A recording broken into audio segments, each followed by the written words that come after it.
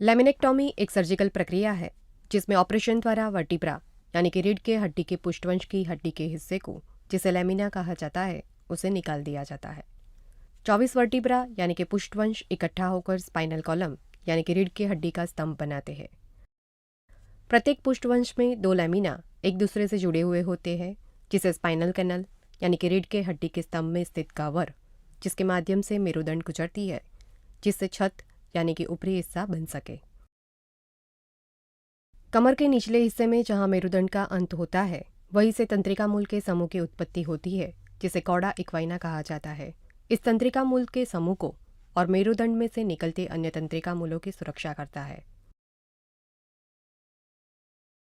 जब वात रोग के कारण पुष्ठवंश में बॉन स्पर्स बन जाते हैं, यानी पुष्ठवंश के किनारों पर हड्डी की अतिवृद्धि, 2 पुष्ठवंश के बीच की डिस्क बाहर खिसक गई हो या फट गई हो, या पुष्ठवंश में कैंसरग्रस्त ट्यूमर बन जाए, जो आमतौर पर कम देखा जाता है, तब इसके कारण दबाव तंत्रिका मूल पर आता है। तंत्रिका मूलों पर आने वाले दबाव के कारण होने वाले पीठ और पैर के दर्द को दूर करने के लिए लेमिनेक्टॉमी की जाती है, जिसमें लेमिना को पूरा या उसका कुछ हिस्सा निकाल दिया जाता है। इस प्रक्रिया से तंत्रिका मूलों पर आने वाला दबाव तुरंत दूर होता है।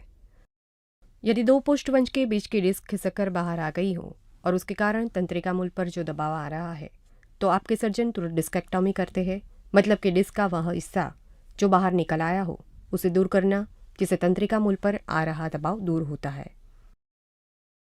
लेमिनेक्टॉमी पीठ के निचले हिस्से के पुष्ठवंश, जिन्हें लंबर वर्टिब्रा कहा जाता है, वहां की जा सकती है। इसे लंबर लेमिनेक्टॉमी कहा जाता है। यह प्रक्रिया गर्दन के हिस्से के पुष्ठवंश, जिन्हें सर्वाइकल वर्टिब्रा कहा जाता है, वहां भी की जा सकती है। इसे सर्वाइकल लेमिनेक्टॉमी कहा जाता है। जब लेमिनेक्टॉमी और डिस्केक्टॉमी माइक्रोस्कोप की सहायता से की जाती है, तो इन प्रक्रियाओं को माइक्रो लेमिनेक्टॉमी और माइक्रो डिस्केक्टॉमी कहा जाता है। जब आप इस प्रक्रिया के लिए अस्पताल आते हैं, तो इंट्रावीनस यानी कि आईवी लाइन को आपके हाथ की नस में लगाया जाता है और मूत्राशय में से पेशाब को निकालने के लिए आपके मूत्राशय यानी कि ब्लेडर में कैथेटर लगाया जाता है। सर्जरी होने के ठीक पहले आपको जनरल या स्पाइनल एनेस्थीसिया दिया जाता है। स्पाइनल एनेस्थीसिया दिए जाने के बाद आप सचेत रहते हैं, लेकिन आपकी कमर के निचले शरीर में कोई संवेदना नहीं रहती। लेमिनेक्टॉमी की प्रक्रिया में लगभग 2 से 3 घंटे लगते हैं।